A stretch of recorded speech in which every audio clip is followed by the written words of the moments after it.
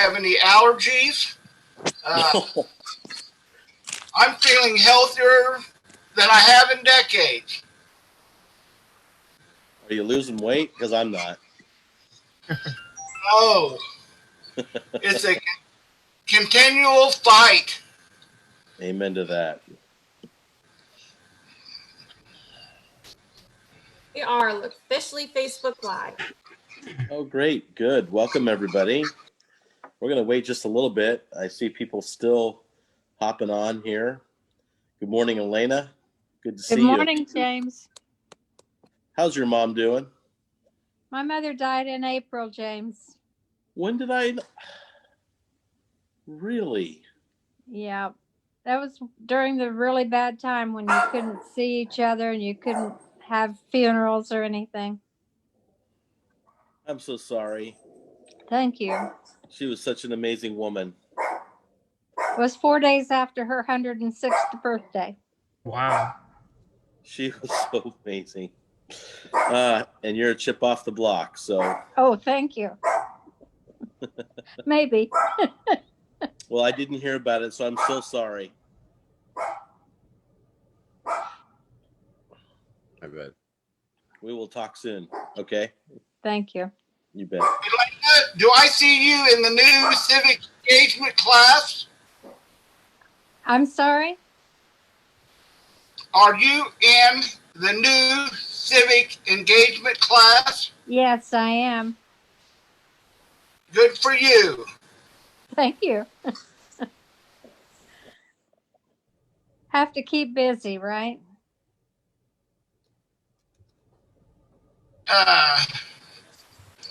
Yes, but I think it's real interesting also. This will be doing it, or different, by doing it, on your computer instead of in person. Exactly. I think I probably enjoy it in person more, but that's okay. We'll do it this way. Well, guys, go ahead, Lonnie. I'm just saying, it's more convenient for me to do it virtual, and I'm able to go to even more meetings than I did when I was going in person. I can't imagine that. No, I can't either.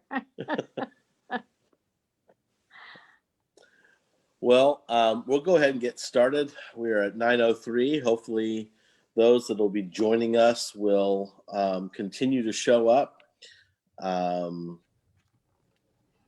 know that it's also easy to go to meetings, but it's also easy to forget meetings as well when you have them online. At least it is for me.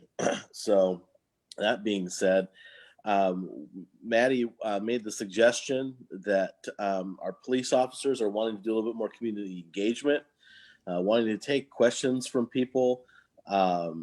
This may be long, this may be short, officers. I'm not sure this morning how it'll go, but we have between Lonnie, Elena, and Richard, who's on with us. They always have plenty of questions and are great communicators in the community. So we have some people that definitely spread the word and hear things from the community as well. So afterwards, I'll take a couple questions from people on things that they're concerned about. It's just kind of been the same old recently. I know that talking with Chief, there are some crimes that are way down and some that are going up, and it's just kind of a different way to police these days. So that being said, we have Officer Metcalf, Officer Jensen, and Officer Seacrest here on with us. Do we have anybody else from our police department on this morning? As if we need anybody else. All right. I'm not sure which one's going to take it away, but we'll go ahead and give the opening salvo here to our officers. I can go ahead and start. I've got some District 3 stats for you guys. That's great. Actually, the majority of our crimes in District 3 specifically are down quite a bit. Larceny from autos down 12%. Auto theft is down 10%. Other thefts are down 20%. and disorderly conduct is down 15%. About the only thing we've seen a big increase in has been aggravated assault.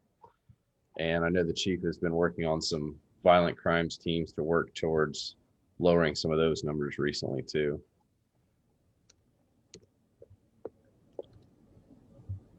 So other than that, we can open it up for some questions, and if you guys have any questions for us. I read about a blue or green ticket or something. Instead of arresting people, or you arrest them downtown and they're just given a court date. Are Yeah. you aware of one? Right. So we call those blue sheets. That's I believe it's what, traffic citations. Secrets and Wesley, you guys can Yeah, that it used to be for several different type of old warrants. It's pretty slimmed down now. It's only for traffic citation warrants that we can give those blue sheets out. When COVID hit, they were wanting to keep people out of jail, so there were several different warrants we could issue the citation for, but they've dumbed it down to basically just the citation warrant anymore. Does that answer your question? Yes, thank you. You're welcome.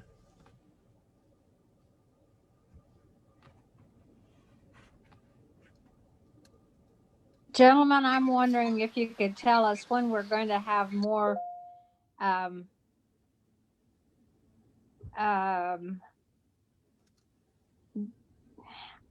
concerned about the speeding and running stoplights and everything like that we're not getting taken care of because apparently we don't have enough people. But I'm wondering when that's going to be taken care of. If you have a specific complaint, you can email one of us or call the substation and give them that information. We have a stat taking thing that's called a stealth stat that will actually monitor speeds and then give us some stats on those speeds as far as times and stuff like that as to when people would be speeding. And one of us as a community policing officer can work on that, and we can also refer it to our traffic section to spend some time on that too. Well, it just seems like everywhere I drive, I try to drive the speed limit and I'm fast and fast and fast and fast. And it's like nobody else ever pays any attention to the speed limits. It's very disturbing. Yeah. Like I said, if you can give us a specific location, we can work on everywhere in town. Well, I think you bring up an important point, Elena. So during this last budget, the last budget meeting, there was a lot of talk, chatter about, first of all, defunding police and starting to scale back our police department. I was not a fan of doing that. As a matter of fact, I keep hearing from the community the same thing that you're saying, that we'd like to see more police on the streets. Right.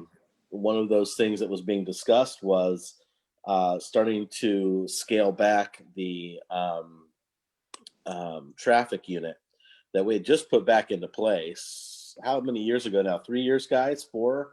Yeah, Three about right. About three. And again, I hear too many of these sorts of complaints. I've been very fortunate not to get stopped. Or in my younger days, I was quite the collector of tickets.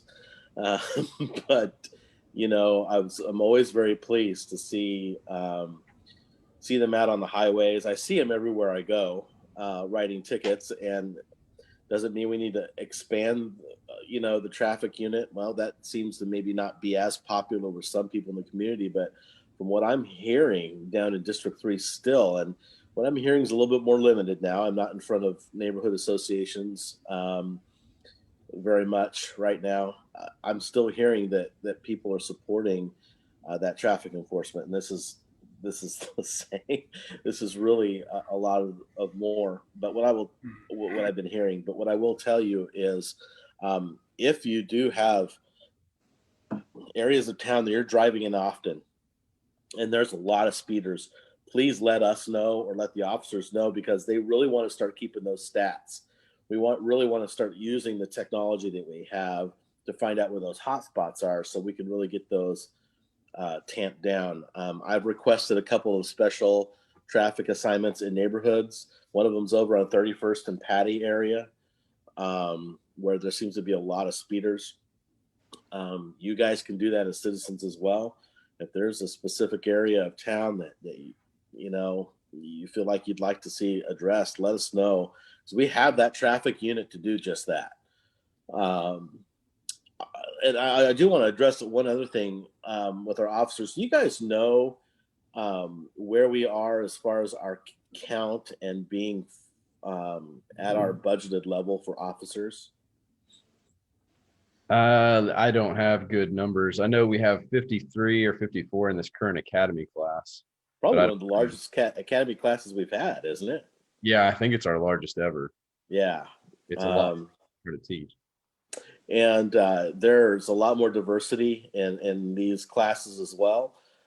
It's really, I was talking to Chief, and it's pretty amazing. We've got women that are now applying to be, I mean, they're outpacing men, it seems like, as far as applications right now for our police department. So we're really opened up the floodgates to getting some really great quality people. It's a constant struggle, I know that we see a lot of retirements, and we see a lot of turnover because of retirements and those sorts of things, and it makes it tough sometimes to keep us fully staffed, but we're still working on it, as evidenced by this class. So hopefully we can continue to address that, Elena, as far as how many officers are on the street. But I know we have more officers on the street now than we did, just a couple of years ago. And so we're just going to keep working on it for sure. They're budgeted and they're there. It's a matter of getting them trained and on the streets. And that's always a struggle. Can one of you officers, can you help me and the public understand about how long it takes right now to get an officer from recruitment through training and getting them on the street and effective? Yeah, I can speak to that. I'm a defensive tactics instructor, so I help teach a lot of the academy classes. I was just there yesterday teaching some stuff too. So our recruitment process or application process typically takes somewhere between like a year and a half to about 6 months. There's a whole bunch of the background checks and interviews, some physical tests, all that stuff that they have to go through. And that stuff takes quite a while. So once they get into the academy is 24 weeks long. And that includes everything from defensive tactics to learning policy to learning local laws and state laws.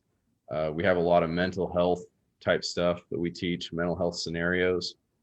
And that's firearms qualifications and driving. And there's a whole ton of things they have to go through. After that 24 weeks, they go to field training, which is, I believe it's 12 weeks now. And that's where they ride with the senior officer and they're evaluated on how they do every day. And there's a whole bunch of things they're evaluated on. And as they progress through, we call it FTO, it's field training. They're expected to do more and more of the job themselves. And by the final phase of FTO, they're basically just the senior officers observing them, making sure they can do the job well on their own. And then after that, they're finally turned loose. So it can take, at the minimum, at least a year or so, most of the time about 2 years from the time somebody applies to the time they're out on their own. So it's quite a lengthy process, but we want to make sure that they're fully trained and able to do the job safely on their own. Wow, that's longer than I had thought I had heard. So Yeah. Did you guys change that recently, where you've added some training time? And No, the academy occasionally gets a week or two longer. When I went through 13 years ago, I believe it was 23 weeks, and I think we've only added a week since then. Our field training program has varied. When I went through, it was 8 weeks. Sometimes it's up to 12 weeks now. Sometimes that varies slightly, but And sometimes people get held back to make sure that they can get remedial training to make sure they can do the job well. Very good. Very good. Good answer. Thank you. If you have a question, just feel free to speak up. Concerning community police officers and how long they stay in that position. There was some concerns that we get used to our community officer, but then they go up in rank and move to another position. Has there been any discussions about keeping the community police officer longer? That's kind of a difficult question to answer. As far as promotions go, it is fairly common for community policing officers to promote to detective, which would be the next rank for us. The reason that is because we get to work on special assignments and we get kind of a whole diverse, a lot more than just answering 911 calls. And so that's the kind of stuff that gets you more exposure to sergeants and detectives and supervision, and really things that sound good in an oral board too when you're talking about promoting. So, you know, the community policing program, it's a good place for us to be. We typically have a take-home car. We have a flexible schedule. It's kind of a premium spot on the department. So for me, that's one thing that makes me want to stay there. It works well for my family and my schedule, but it's just common for people to promote out of too, because you get a lot of diverse experience. I don't know if Officer Sechrist or Jensen want to say something about that too. I think being in community policing, you have an opportunity to work directly with the detectives. A lot of the time you'll get tasked with doing follow-up on some of the cases that they have, and doing more than just showing up, writing a report, and then leaving. You get invested into the community, and so that exposure and that experience, then you realize, well, hey, I want to do more. I want to do not just the follow-up stuff, but now I want to make sure that these guys stay behind bars, or that I'm able to actually get some convictions on these problem people that are causing issues in your guys' community. And so that's when, you know, people take that opportunity to promote to detective and just advance their career. But as Jared said, for me, this is an ideal position. I love the neighborhood I'm in. I love meeting the people. I patrol over kind of the South City area, and being able to get to know them, listen to their problems, and then hopefully being able to help them has been something that I've enjoyed a lot. And so for me, I plan on staying for a long time in this position, but for each officer, it's just a difference as to what they want to do long-term in their career. Where was it? It was the first.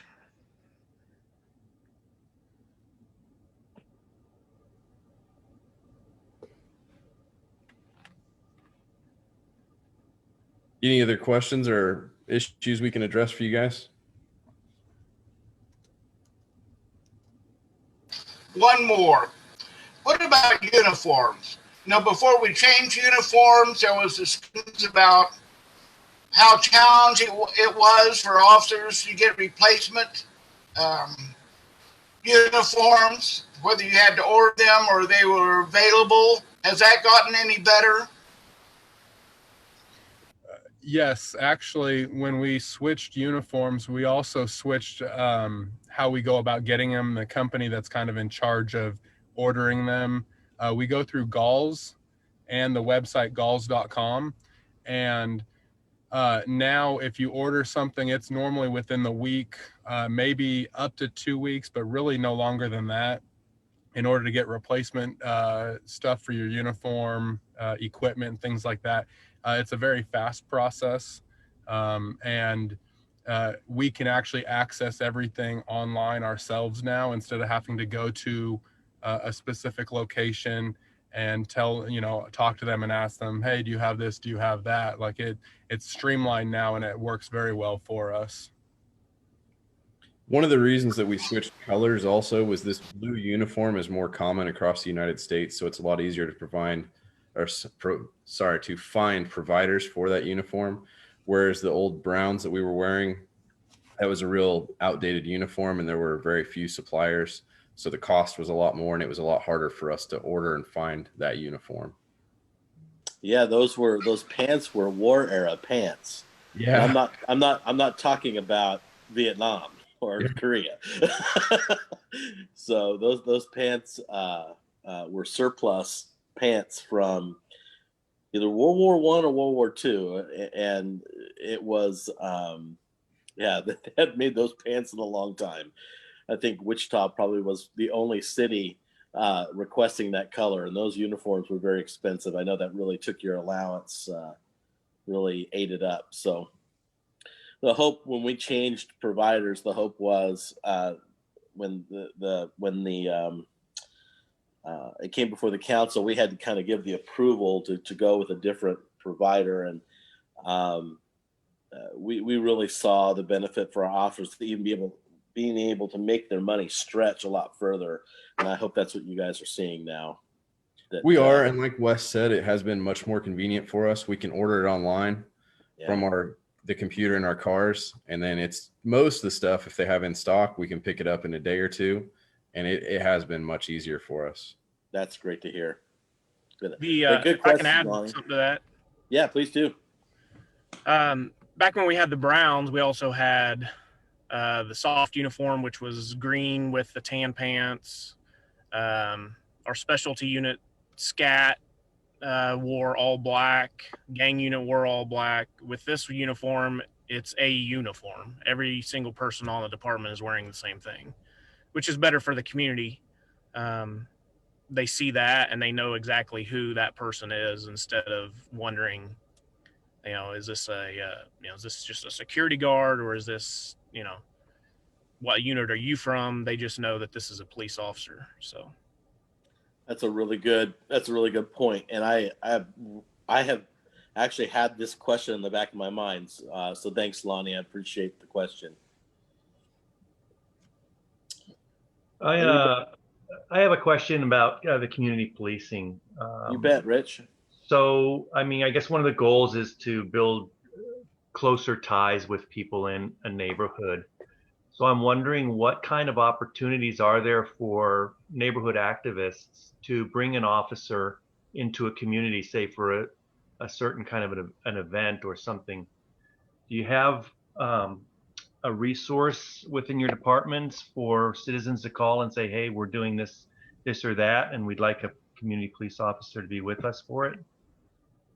Yeah, we do that sort of thing all the time. You can shoot us an email or call the station and leave a message for us, and we can call you back.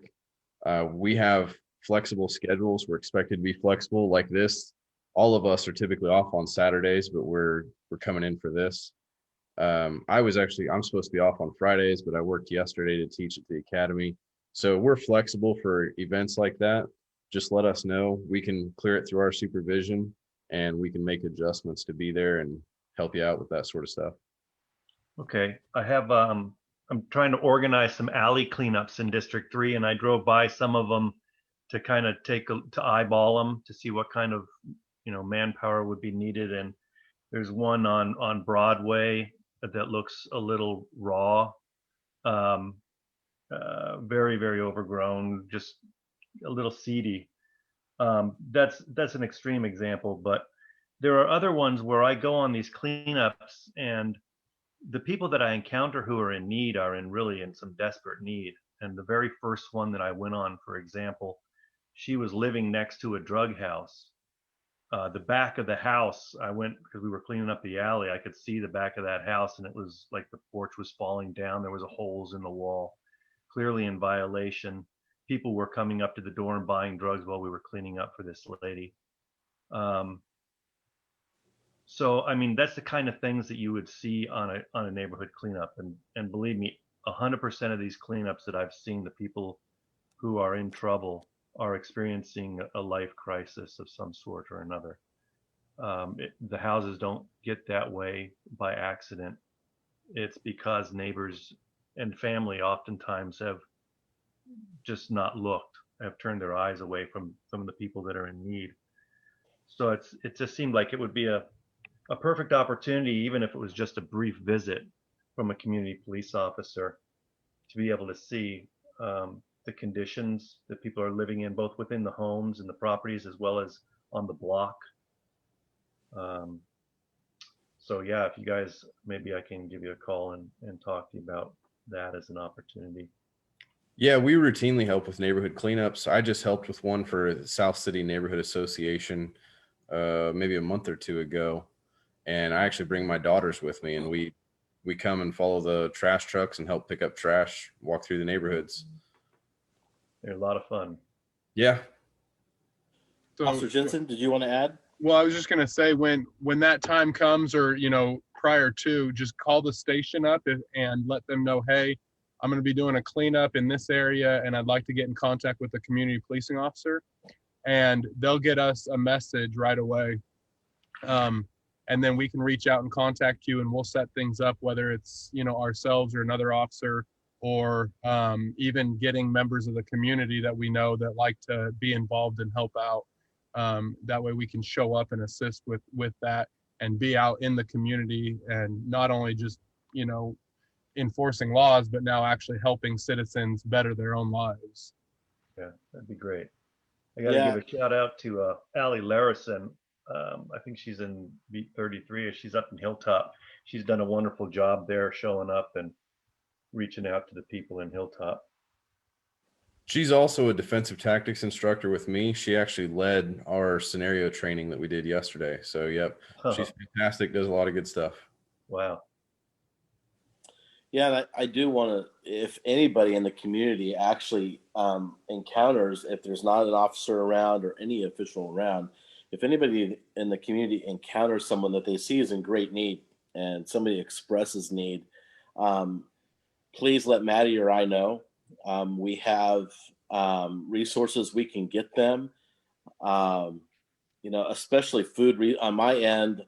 Over the past few months, I've really been fortunate to be involved in some food distribution for people. Really great stuff too. I mean, not just your normal itty bitty food bank stuff. And we can find ways to get people food. We can find people ways to get help through CommCare, through all sorts of things if they have those sorts of needs. So please take their name and number, or their name and address, and we can do what we can if they want help, to help them find help. And honestly, Richard, it's really people like you and others that are volunteering in the community that help us find those points of need so we can help. If people don't let us know, it's really hard to help. So I appreciate everything you're doing there. And just let us know. All right. Anybody else have any other questions? I see Lauren is on. Lauren, thanks for being here. George has joined us. Thanks, George, for being here this morning. I see you and your fan. Yep. All right, I'm here. Well, you sound thrilled. No, that's not a fan. That's Janet. She's my fan. Gotcha. Hello. Looks like we have a couple of comments in the chat. Oh, just some good mornings. Thanks, Lauren. Good morning to you. Any other questions for our officers this morning? It doesn't look like it, guys. Thank you so much for being here and taking time out. I see Officer Metcalf, like you said, you're at home being flexible this morning on your day off. Thanks for being here.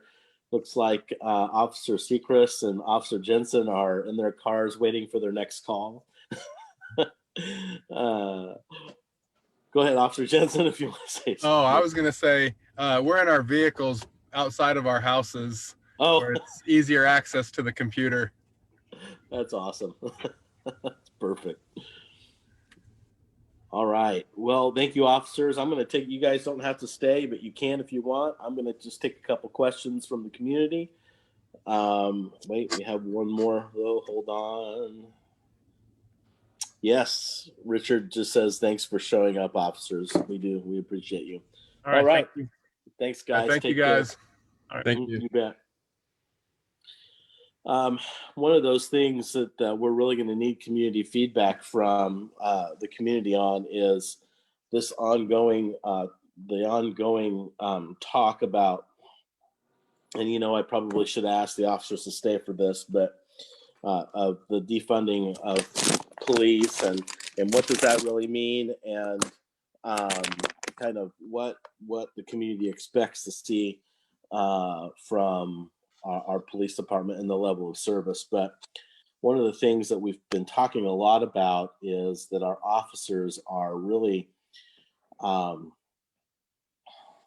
taking more of a role, and they have been for a long time, at actually being social workers and dealing with people that are in mental health crisis, especially, and social situations. Maybe it's domestic violence as well. And so we have started over the past year and a half now, I think 2 years, ICT-1. I don't know if everybody has been paying attention to ICT-1. We've done a couple of workshops about it. We did one workshop when we started ICT-1, and then another workshop when we were deciding whether or not we were going to continue to a phase 2 of the pilot project. And ICT-1 is made up of health professionals, mental health professionals, also an officer, and they go around when officers are dispatched to a call that might be domestic violence, maybe somebody that might have mental health needs. Our ICT-1 will be dispatched, and they will end up coming up on the scene, and they are just highly trained in how to diffuse situations, how to find immediate care for people that are needing it. And there's really, the stats have been astounding. I think what I'd like to do at one of our district advisory boards, and maybe at one of our breakfasts, maybe even the next breakfast, for somebody from ICT-1, Maddie, to come and speak to us about what they're doing in the community. But a lot of the people that are talking about defunding the police or wanting to defund the police and put more money into these programs. And what we're wanting to do is keep the level of police funded where it needs to be, but also add these programs, which are extremely important. And we've been on the forefront of this for some time now, trying to really address the need of the community in ever-changing ways. I mean, gosh, who would have even expected at the beginning of the year that we would be, our whole world would be turned upside down like it has been. We are just in an ever-changing world, and we need to be flexible, and we're trying to do that also with the police department. Our police officers also get crisis intervention training. You might hear talk about CIT training. And so we try to make sure at least every officer has some sort of level of training in crisis intervention. That way, when they're waiting for ICT-1 to come, they can diffuse and keep a situation stable until they're waiting for that backup. So a lot of things we're trying to change. We really want to stop officer-involved shootings if at all possible. Sometimes it's just not possible. We're wanting to treat everybody with the care and respect that they deserve. And I think we're making a lot of headway, a lot more headway than a lot of communities, that's for sure. Also, we're continuing to fund a homeless outreach team. So if you guys are running into any homeless camps or those that are homeless that need some sort of assistance or want assistance, we're continuing to help with those situations, to get people into transitional housing, to get people into job training, heck, even to give people bus tickets out of town if they just need to get out of town and want to get to a family member. So that's something else that we're doing through the police department that's continuing to be effective, and has actually won several awards. So we're pretty proud. We're pretty proud of that. So yeah, Richard, I see your comment. Yeah, I think we will hear from ICT1. I think that'll be very important for people to see what we really are doing to address some of those concerns about mental health on the job for our police department. So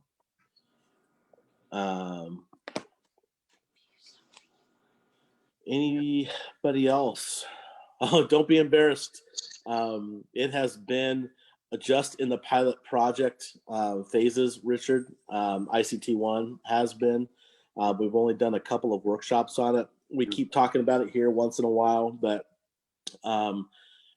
yeah, not a lot of people do know about it. And those that are demanding more of that sort of thing through the defunding of police and putting it into programs like that don't realize that we have those programs either. And so we really have to be much better at probably communicating that. But at the same time, it is in the pilot process. And so I think after the second phase of the pilot, we're going to have plenty of data, and even data out of the first phase of ICT1 was showing extreme effectiveness. And so in a positive way. So you'll be hearing more. You'll be hearing more about ICT1. And if you ever see a little car, a red car or kind of SUV driving around, it's bright red and it has big white letters on it, ICT-1. You'll know exactly what that is. So James, yes. I got my hand up. Hang in there with me. Don't no one interrupt me until I'm done.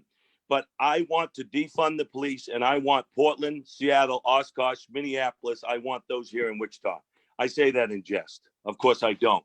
And I don't want to defund the police. But we need to realize that Gordon Ramsay, our chief, is on the National Crime Commission. That's a big thing. I thought all the big cities had their chief of police. Not so. Only 2 chief of police on that. He's with William Barr. They're making the rules. That's why we see the ICT earlier than maybe some other places, because he's there in the trenches figuring out what to do for the citizens of the United States. We're very fortunate. It takes a lot of his time, and it's starting to wear on him, all the things that he does, Chief Ramsay. But we need to be real appreciative of the fact that he's there up there in the national level, and they're the ones coming up with the rules and how to get around stuff and how to make the United States where we don't have all these riots and stuff. So we should be real fortunate to have Chief Ramsay.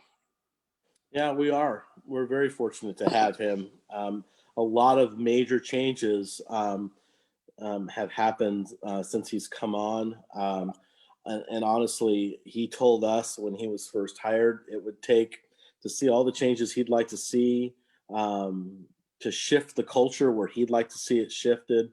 It'd take 6 to 8 years. He sees it on other departments, and we're several years in now, and we're seeing some good stuff. So, and it's great to have a police chief that is getting some national recognition like that. That also helps too, when we have that sort of recognition when we apply for grants to help with from the federal grants to help with some of our initiatives. So, and that being said, the last update, we were the city council had approved a pilot project for a shot spotter type system. Somebody had asked me the other day how that was going. The first pilot project didn't turn out so well. That's why we do pilot projects. It was a new technology. It wasn't really doing its job the way it was supposed to do. We were a pilot city for it. They made some tweaks and they redeployed it. I think it's working much better than it was, but I need to get an update on that. And so as soon as I can, I will get an update on that. What this shot detection system does is it can triangulate.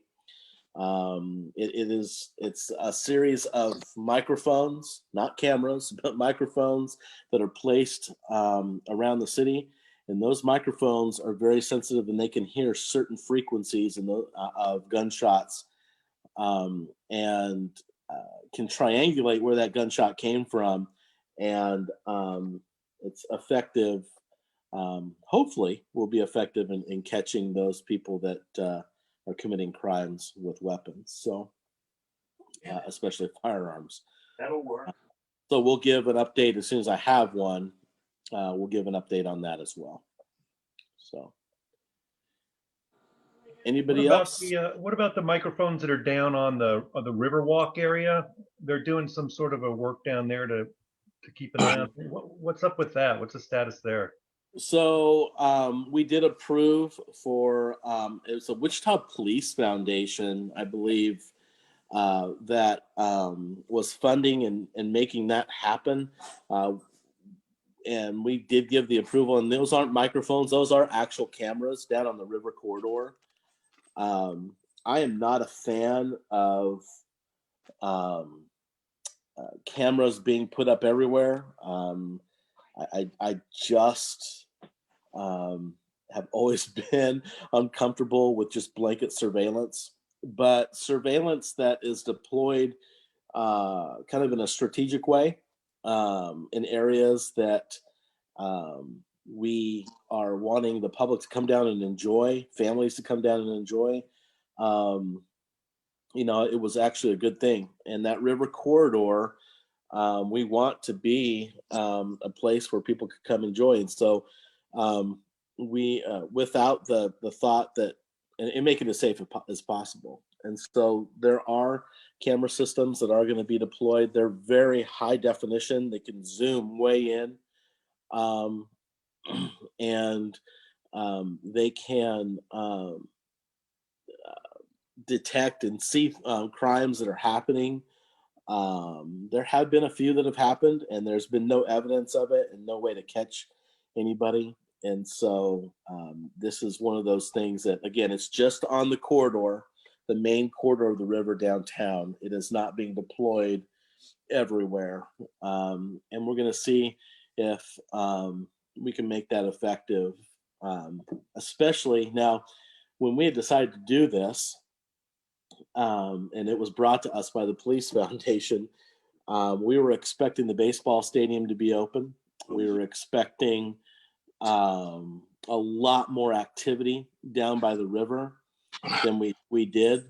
And now we're waiting another whole season for that to happen. And again, nobody could have, I guess,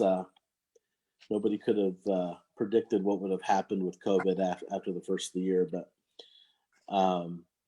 they will be in place for when those sorts of things are back open. And I do anticipate that we'll have those things back open.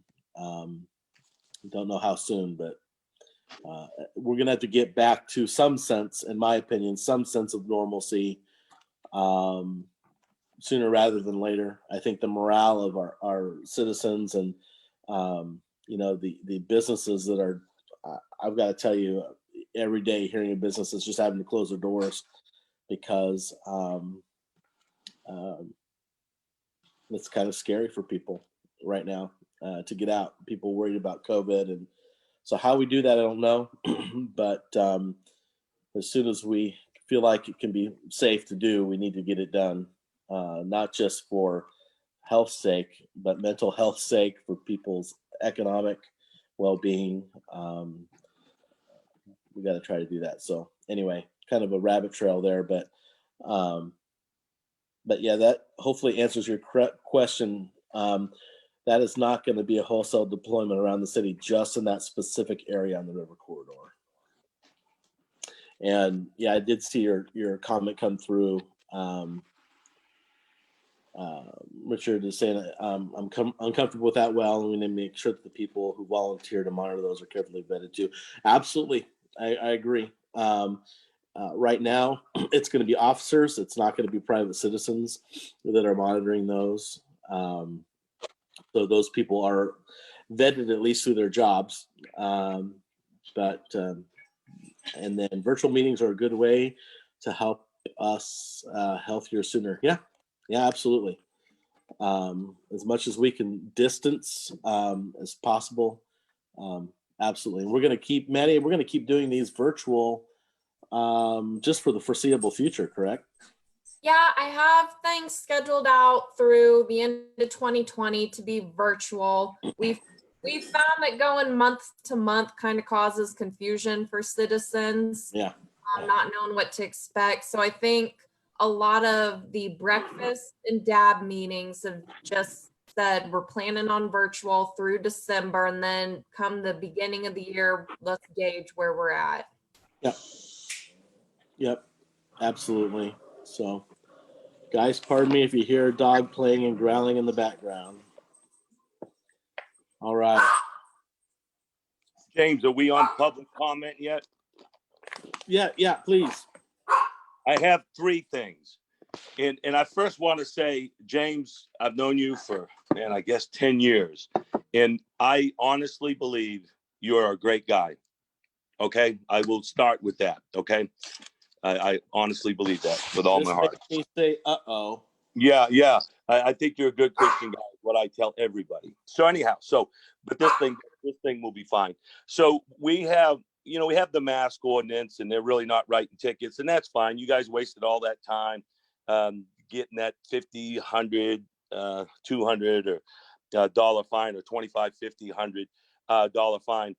And I don't want people to write tickets. I wish people just do what they're supposed to do. But forget that, because that's not anything I'm talking about. What I'm talking about is now we're starting to blow grass and leaves, especially leaves this time of year, into the street.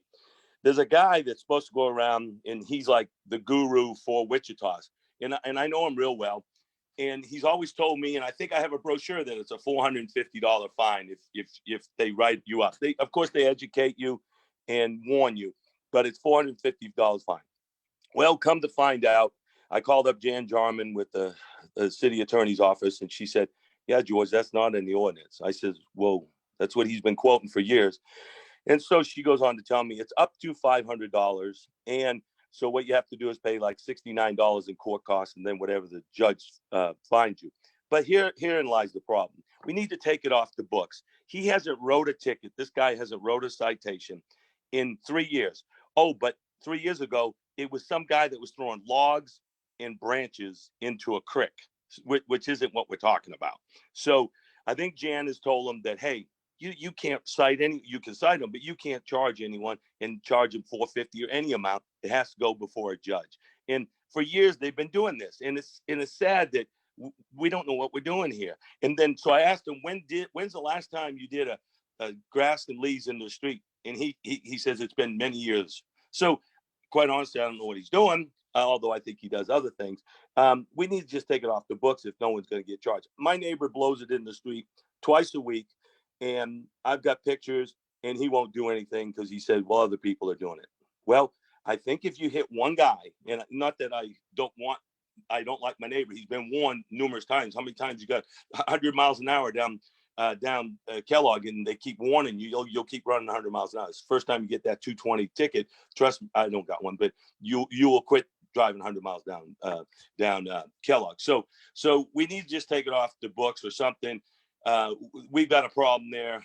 They haven't fined anyone in years. So everyone just keeps doing it. So can we get to some kind of resolve on that, please? Yeah, as a matter of fact, Maddie, if you would help, I don't have a piece of paper here in front of me. I probably should. If you could send me a quick reminder, I'll put that on my list to talk with the city manager about. If we're going to talk about repealing something or changing something, that's where I need to start. And I'll pass along your concerns.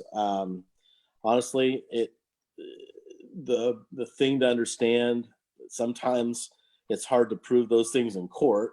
If somebody wants to go to court, it doesn't mean we shouldn't write the ticket. But the other thing, I get pretty upset when I see people actually blowing leaves. I watch them blow leaves and grass in the street because I know how bad those clog up our street drains. You would be surprised that grass clippings and leaves are one of the worst problems in flooding situations. A year or two ago, we had some really heavy rains, and we had one crew out or two crews out. I can't remember. We had crews out specifically unclogging drains because of grass and leaves and other debris too, but it's a problem, and it causes flooding and it causes damage to property. So I don't disagree, first of all, that that's a problem, but I don't necessarily agree we need to get rid of that mechanism.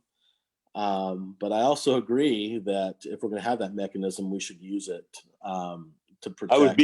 I was being facetious. I just wanted to Yeah, use it. I got you. And now, James, I'm going to tell you what, the next two are kind of negative. So I respect you so much. I'm not going to do it. I'm going to send you an email, and I hope that you would look for my email. And I know you get so many emails, but look for this one, and please answer it, because I'm doing you a solid here by not putting any dirty laundry here, because I appreciate and I really like you. So I really do. And so I'll send you an email, and I appreciate if you'd answer me back. But thanks for all you do. Answer you back. You're a nice, big, jolly guy, and I really like you. I mean, I do. You're a good guy. So Thanks, George. I'll be happy to answer your email. Not a problem. thank you. I'd like to say something about what George was just talking about. That's kind of like saying that you're going to take the speed limits off because nobody pays any attention to them. Well, then we're going to have chaos on the streets. I think we need to have these rules. People need to start going ahead and doing what they're supposed to do. Yeah, and I think honestly, it's going to take the community continuing to make us aware when somebody's doing that. Obviously, George is doing a good job at letting people be aware about things going on in his vicinity. It's going to take more of us doing that, I think. We still are not in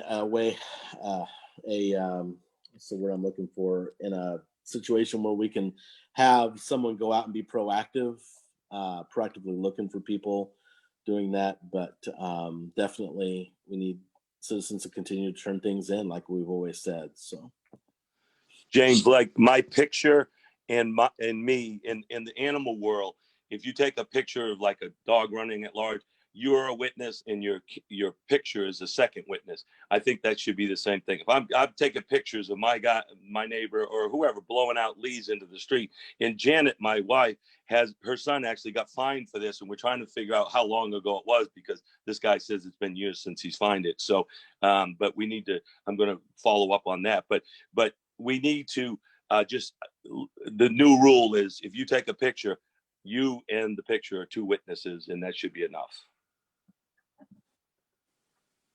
very good. Anybody else?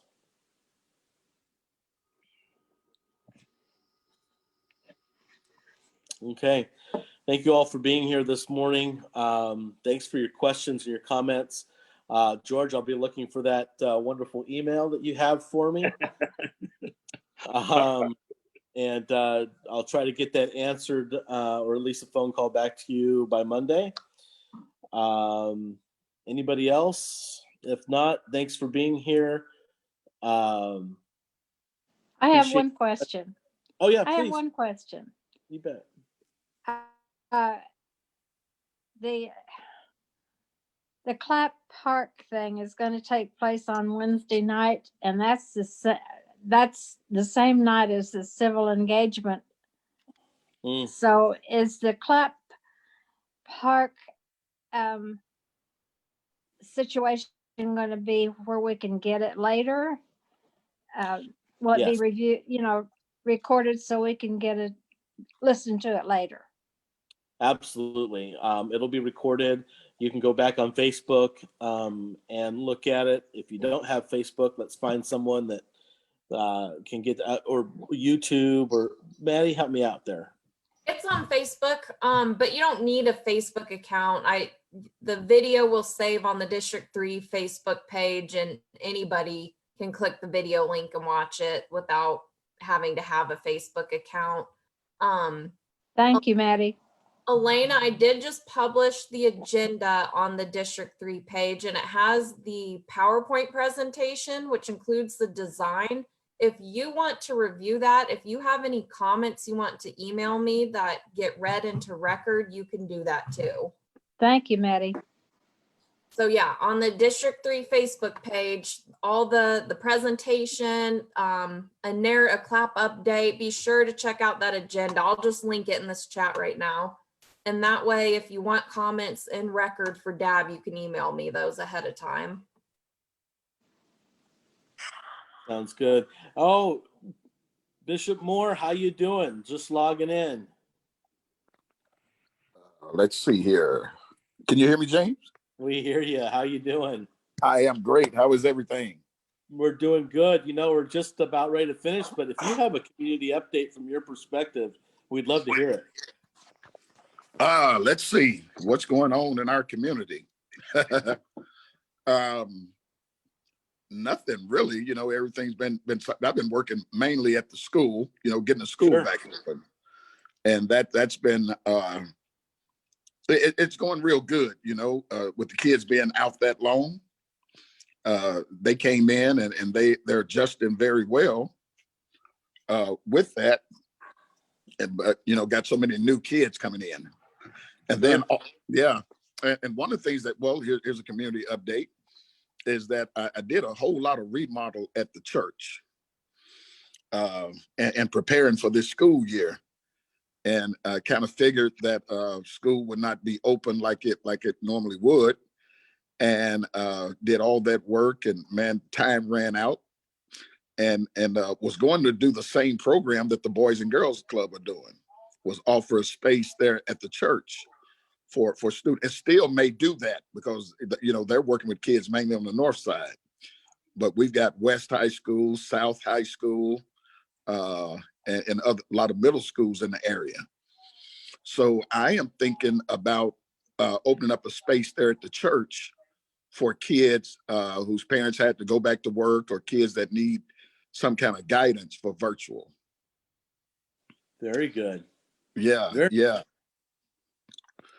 Well, that's needed. I mean, I got to tell you, parents especially, these days, a lot of them are starting to go back to work, and with virtual school happening at the same time and kids being home, it's making it very difficult. So, yeah, my goodness, that's a much needed resource in the community. We appreciate that for sure. Yeah. So if you hear of anybody, y'all can pass the word on that we have the space and it's already prepared. I mean, I upgraded the internet there to handle whatever capacity we get. Classrooms are ready. Everything's in place. Very good. Yeah. Very good. Flyer, anything for that you could email me? You know what? I'll develop one and get it to you, Maddie. Okay, or it doesn't even need to be a flyer. If you just want to email me something, I can advertise that in our newsletter or on District 3 social media. If you want it to be a little more far reaching, advertised. Yeah, that will be wonderful. That'll be wonderful. Feel free to email me then, anything you want me to promote. Okay. That's an excellent resource. Yeah, I really appreciate that. Yeah, and what it'll do, you know, again, it'll create jobs for people. And that's the whole thing. That's why I ran out of time, because the next part of it was staffing, finding people to staff it. So, yep. Very good. Wow. Thank you so much for that. That was good information. I'm glad you got Awesome. logged in. Yeah. Well, guys, that brings us to an end. 9:59. The target was 10 o'clock. People tend to fall asleep if Zoom meetings go much longer than that. So this is perfect timing. Bishop Moore, thanks for being here. Richard, Lauren, George, Elena, thanks for being on with us. Maddie, thanks for setting this up for us. Go enjoy your Saturday, and hopefully I'll see you guys around. Take care. I wish there was more on there for you. Yep. No, it's okay. It's okay. It'll be on Facebook, and people can go back and look at it at their convenience. So, and send us their questions. So send them there. Send them to Facebook to watch. If you hear people maybe wanting to participate or have questions. So, We'll talk to you later, guys. Take care. Bye. Take care. Bye.